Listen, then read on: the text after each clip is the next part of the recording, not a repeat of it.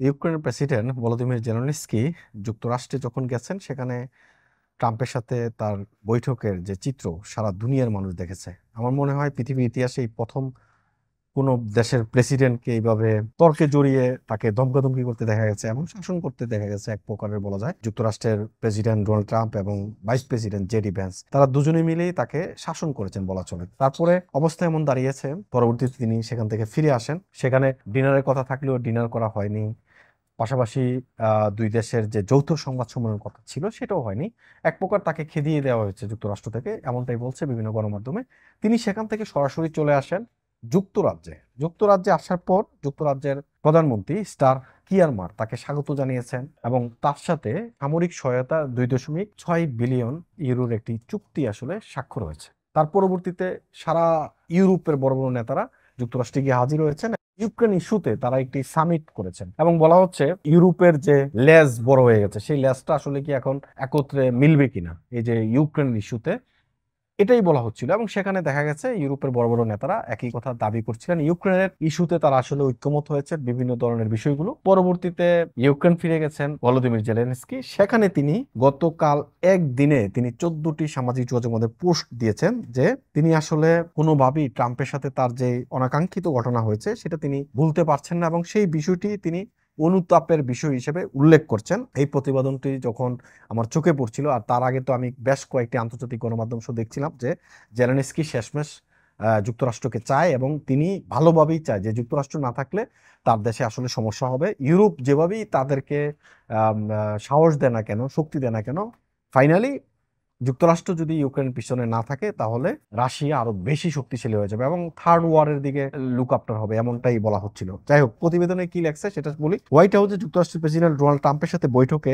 বাকবিতণ্ডা হওয়াকে অনুতাপের বলে উল্লেখ করেছেন ইউক্রেনের প্রেসিডেন্ট ভলোদিমির জেলেনস্কি। একই সঙ্গে তিনি বলেছেন প্রেসিডেন্ট ট্রাম্পের বলিষ্ঠ নেতৃত্বের অধীন যত দ্রুত সম্ভব রাশিয়ার সঙ্গে চলমান যুদ্ধের অবসানে কাজ করতে প্রস্তুত আছে ইউক্রেন। যুক্তরাষ্ট্র ইউক্রেনে সব ধরনের সামরিক সহায়তা স্থগিত করার পর আজ মঙ্গলবার এক বিবৃতিতে একথা বলেছেন ইউক্রেনের প্রেসিডেন্ট। এক্স সাবেক টুইটারে এক পোস্টে দেওয়া বিবৃতিতে জেলেনস্কি বলেছেন ওয়াশিংটনের হোয়াইট হাউসে শুক্রবার আমাদের বৈঠক যেভাবে এগিয়ে যাওয়ার কথা ছিল তা হয়নি। এইভাবে ঘটনাটি হওয়াটা অনুতাপের, এখন সঠিক কাজ করার সময়। জেলেনস্কি বলেছেন আমার টিম ও আমি প্রস্তুত রয়েছি প্রেসিডেন্ট ট্রাম্পের বলিষ্ঠ নেতৃত্বের অধীন শান্তি প্রতিষ্ঠার জন্য কাজ করতে, যেটা স্থায়ী হয়। গত শুক্রবার হোয়াইট হাউসে ওভাল অফিসে সাংবাদিকদের সামনে বৈঠকে বসেন ডোনাল্ড ট্রাম্প এবং ভলোদিমির জেলেনস্কি। বৈঠকের এক পর্যায়ে তাদের মধ্যে বাকবিতণ্ডা হয়। ওই বৈঠকের শেষে দুই প্রেসিডেন্টের যৌথ সংবাদ সম্মেলন হওয়ার কথা থাকলেও সেটি বাতিল হয়ে যায়। তাছাড়া ইউক্রেনের বিরল খনিজ পদার্থ নিয়ে দুই দেশের মধ্যে একটি চুক্তি হওয়ার কথা থাকলেও তার হয়নি।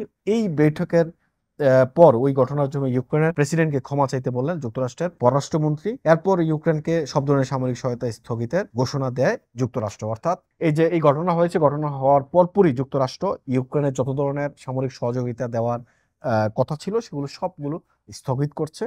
স্থগিত করার পর আজকে ইউক্রেনের প্রেসিডেন্ট ভলোদিমির জেলেনস্কি তিনি এক্সে অর্থাৎ সাবেক টুইটারে তিনি একটি বিবৃতি দিয়েছেন। যে বিবৃতিতে জেলেনস্কি এবং ট্রাম্পের সাথে যুক্তরাষ্ট্রের ওভাল অফিসে যে ঘটনা হয়েছে সেই ঘটনাকে তিনি অনুতাপ বলে তিনি উল্লেখ করেছেন এবং ট্রাম্পের বলিষ্ঠ নেতৃত্বে শান্তি যে চুক্তি সেই চুক্তি হওয়া সম্ভব এবং বিরল খনিজ পদার্থের যে চুক্তি হওয়ার কথা ছিল সেটাও আসলে হবে। তিনি তেমনই একটা ইঙ্গিত দিয়েছেন। এখনো পর্যন্ত যুক্তরাষ্ট্রের এই বিষয়ে মানে জেলেনস্কির এই বক্তব্য আসার পর যুক্তরাষ্ট্র এটাকে কিভাবে নিয়েছে সে বিষয়ে এখনো বক্তব্য আমরা দেখতে পাইনি। বক্তব্য আসলে পরবর্তীতে আপনাদেরকে সেটাও জানাবো। এমআইবি সংবাদ ও সংবাদ সংশ্লিষ্ট অনুষ্ঠান দেখতে ভিজিট করুন www.mibtelevision.tv ও facebook.com/mibtelevision.tv এবং সাবস্ক্রাইব করুন youtube.com/mibtelevision এ। এমআইবি টেলিভিশন, সত্য খবর, সঠিক খবর।